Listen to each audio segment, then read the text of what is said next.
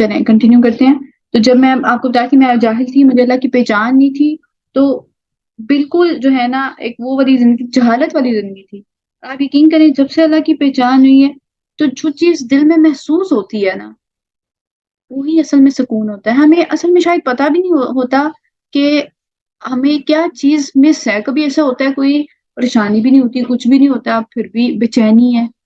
کیا ہوتا ہے بے چینی؟ اصل میں کیا ہوتی ہے؟ وہ اللہ سے دوری ہوتی ہے، اللہ کے کلام سے دور ہونا، اللہ کے ذکر سے دور ہونا ہوتا ہے. ٹھیک ہے، تو ہمیں اگر اپنے دلوں کا سکون چاہیے تو کیا کرنا ہے؟ اللہ کا ذکر، اور ذکر میں سب سے پہلے اس کی پہچان کا ہونا. آگے رائٹر کیا کہتے ہیں؟ وہ کہتے ہیں کہ اللہ تعالیٰ یعنی اس بندے کے لیے سعادت ہے، اس بندے کے لیے بہت بڑی خوشخبری ہے جو اللہ کی معرفت کے ساحل تک تو پہنچا ہے، اور پھر اسے دیکھنا، اس کی عظمت، اس کی ذات، اس کی صفات میں، اس کے جمال میں، اس کے جلال میں، اس کے کمال میں، اس کے احسان میں. یعنی اگر ہم اللہ کو نہیں دیکھ سکتے تو کیا یہ چیزیں نظر نہیں آتی اللہ کی ہمیں؟ اللہ کے احسان، اللہ کی نعمتیں، اللہ کی صفات. کون رحم کرتا ہے جب کوئی رحم کرنے والا نہیں ہوتا؟ کون رزق دیتا ہے جب سارے دروازے بند ہو جاتے ہیں؟ یہ نظر نہیں آتا ہمیں.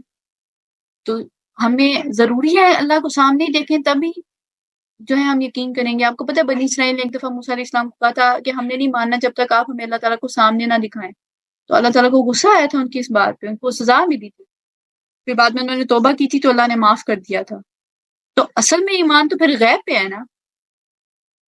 تو ہمیں اللہ تعالیٰ کو ایسے پہچاننا ہے. اور پھر آگے رائٹر کہتے ہیں کہ جب بندہ اس کو پہچان جائے تو اپنی زبان سے اس کی بزرگی کو بیان کرے، اس کی عظمت کو اپنے دل میں بٹھائے، اس کے اپنے پورے جسم کو استعمال کرتے ہوئے اس کا شکر بجا لائے. اور جب وہ اس کی عبادت کرے گا، اس کی اطاعت کرے گا، اس کو ایسی لذت ملے گی جو دنیا میں کسی اور چیز سے نہیں ملے گی.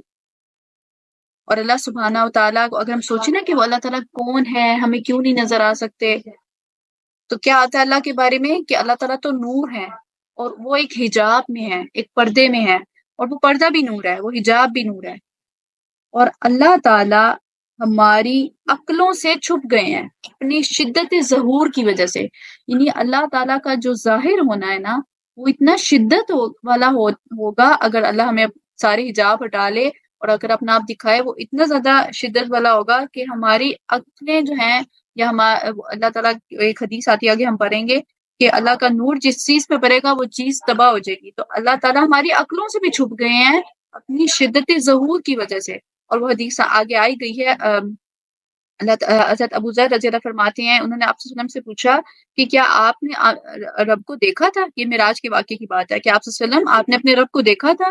تو آپ صلی اللہ علیہ وسلم نے فرمایا اللہ تعالیٰ تو نور ہے، میں کیسے دیکھتا انہیں. ٹھیک ہے، پھر آگے ہم دیکھتے ہیں نبی صلی اللہ علیہ وسلم نے اپنے رب عز و جل یعنی جو عزت والا جلال والا اس کے بارے میں فرمایا کہ اللہ کا حجاب نور ہے، اور اگر وہ اسے ہٹا دے تو اس کے چہرے کی کرنیں جس بھی مخلوق تک پہنچے، جہاں تک اللہ کی نگاہ پہنچے، وہ ہر اس چیز کو جلا کے رکھ دے.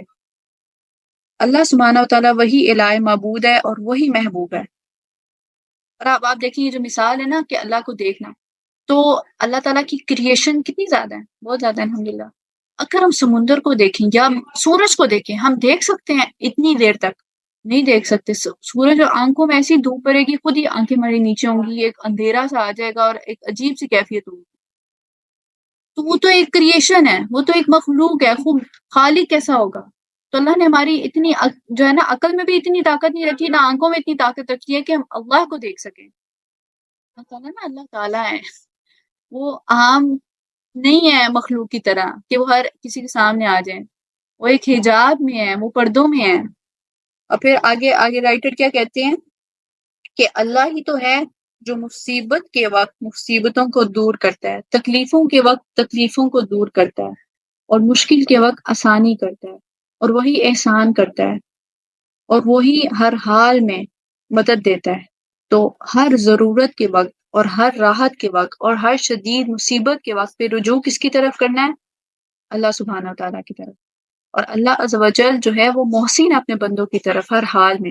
یعنی اللہ تعالیٰ ہر حال میں ہم پہ احسان کر رہے ہیں، ہر حال میں، جو محسن بھی ہے اور محبوب بھی ہے.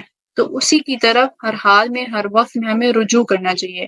اس میں سورۃ بقرہ کی وہ آیت نمبر 21 اور 22 لے کے آتے ہیں، اللہ تعالیٰ فرماتے ہیں اے لوگو عبادت کرو اپنے رب کی جس نے تمہیں پیدا کیا اور ان کو جو تم سے پہلے تھے تاکہ تم تقوی حاصل کرو، وہ جس نے بنایا تمہارے لیے زمین کو فرش، اب یہ اللہ کے احسان بتائے جا رہے ہیں، اور آسمان کو چھت، اور تاروں کو مزین کیا آسمان پہ، اور آسمان سے پانی نکالا تمہارے لیے، پھر اس سے پھل نکالے، پھر اس میں تمہارے لیے رزق نکالا۔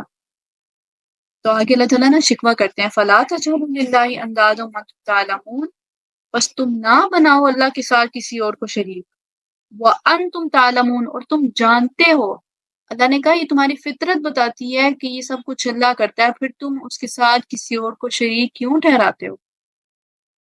تو اللہ پاک ہے، وہ امن دینے والا ہے، وہ ذات اس کی مخلوق جو ہے نا، اللہ تعالیٰ کی جو مخلوق ہے وہ امن میں ہے اس کی طرف سے۔ اس کا کیا مطلب ہے؟ اس کا مطلب یہ ہے کہ اللہ تعالیٰ تو مالک ہیں، اللہ کو اللہ معاف کرے کوئی پوچھنے والا ہے نہیں، اللہ تعالیٰ جو چاہے کریں، لیکن پھر بھی اللہ تعالیٰ نے اپنی مخلوق کو نا اپنی طرف سے بھی امن میں کر لیا ہے۔ اللہ تعالیٰ نے خود فرمایا ہے کہ میں نے اپنے اوپر ظلم حرام کر لیا ہے، میں کبھی کسی پہ ظلم نہیں کروں گا، اور میری رحمت میرے غصے پہ حاوی ہے۔ اب مجھے غصہ آئے گا، لیکن اگر کوئی توبہ کرے گا، مجھ سے رحم مانگے گا، تو وہ میری رحمت زیادہ ہوگی میرے غصے سے۔ تو رائٹر کہتے ہیں کہ اللہ نے تو اپنی مخلوق کو اپنی طرف سے بھی امن میں کر لیا ہے۔ سبحان اللہ، کبھی ہم نے سوچا اللہ کے بارے میں ایسے جیسے اس رائٹر نے سوچ لیا ہے؟ پھر وہ آگے کہتے ہیں کہ مخلوقات جس چیز کی طرف دوڑتی ہیں نا، اور جس چیز کی طرف پناہ لیتی ہیں، اور تمام نقصان دہ چیزوں سے جس کو اپنے آپ کو جس کی پناہ میں دیتی ہیں، وہ اللہ ہی ہے۔ جو بھی نعمت آئی ہے اللہ کی طرف سے آئی ہے۔ اللہ تعالیٰ قرآن پاک میں فرماتے ہیں جو بھی نعمت تمہارے پاس ہے وہ اللہ کی طرف سے ہے، اور جو نقصان تمہیں پہنچتا ہے وہ ہمارے اپنے ہاتھوں کی کمائی ہوتی ہے، تو اسی کی طرف رجوع کرو۔ اور اکیلا ہے وہ نعمتیں دینے والا، اکیلا ہے وہ تکلیفیں دور کرنے والا، اکیلا ہے وہ احسان کرنے والا، اکیلا ہے وہ برائیوں کو ڈھانپنے والا، تکلیفوں کو دور کرنے والا۔ کیونکہ اب اس بات کی دلیل سورہ یونس میں آتی ہے آیت نمبر 108 میں، اللہ تعالیٰ فرماتے ہیں اور اگر پہنچانا چاہے تمہیں اللہ کوئی تکلیف تو اسے کوئی دور کرنے والا نہیں ہے مگر وہی، یعنی اگر اللہ کی طرف سے کوئی تکلیف آ رہی ہے تو سارے انسان، سارے جن، ساری مخلوقات مل جائیں اسے دور کرنا چاہیے، نہیں کر سکتی جب تک اللہ کا حکم نہ ہو۔ اور اگر ہم کہتے ہیں نا ہم بیمار ہو گئے، ہمیں پیناڈول نے ٹھیک کر دیا ہے، تو اگر اللہ کا حکم نہ ہو، اللہ کہتے ہیں کوئی چیز نہیں تمہیں نقصان سے بچا سکتی، کوئی چیز بھی۔ تو ہر چیز میں کہا کریں کہ اللہ نے حکم دیا تو مجھے شفا ہوئی ہے، ٹھیک ہے۔